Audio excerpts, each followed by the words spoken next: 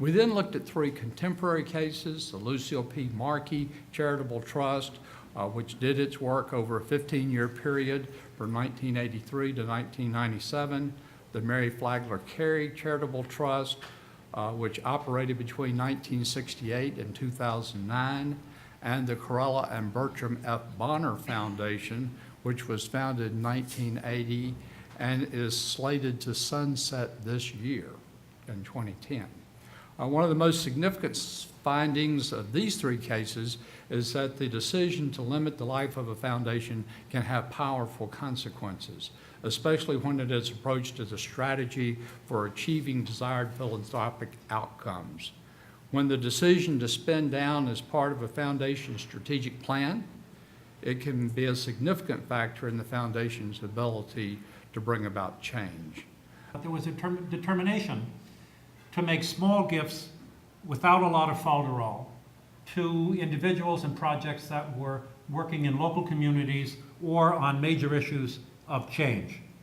So that even over the course of the personal giving, there were very few gifts that were larger than $15,000 or $25,000, other than 2, which Mrs. Ferry made shortly after Mrs. Bernstein, shortly after Dan died. One was to create the 21st Century Foundation because she felt that Black Americans should have money of their own to distribute.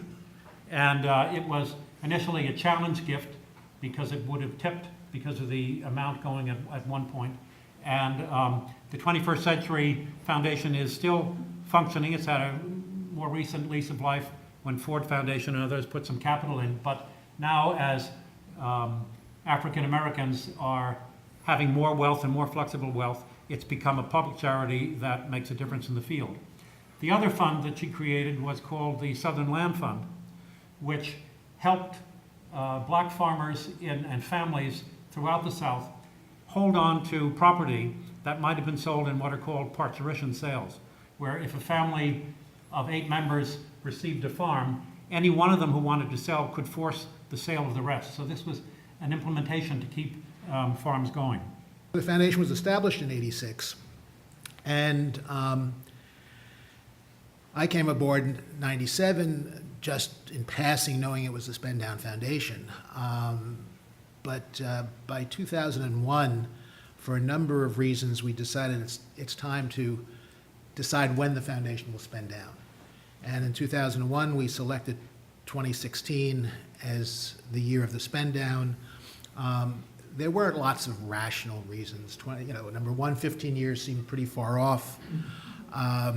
Number 2, Charles will be 85 in 2016. He thought by then he would like to retire.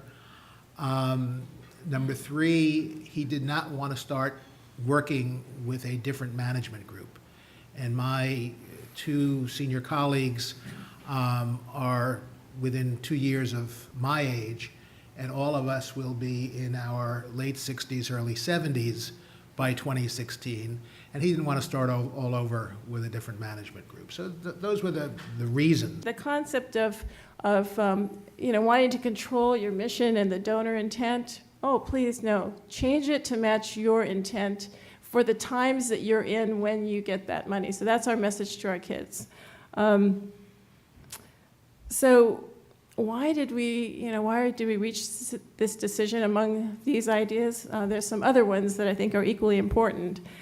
The one thing we realize the more we get into this business, and we've been doing it for 10 years, is that there's not enough money in this world to solve these problems. Simply not enough money. And you know what? The second part of that message, not only is there not enough money, but actually a lot of these issues need skill set involvement. It needs the engagement of the philanthropist.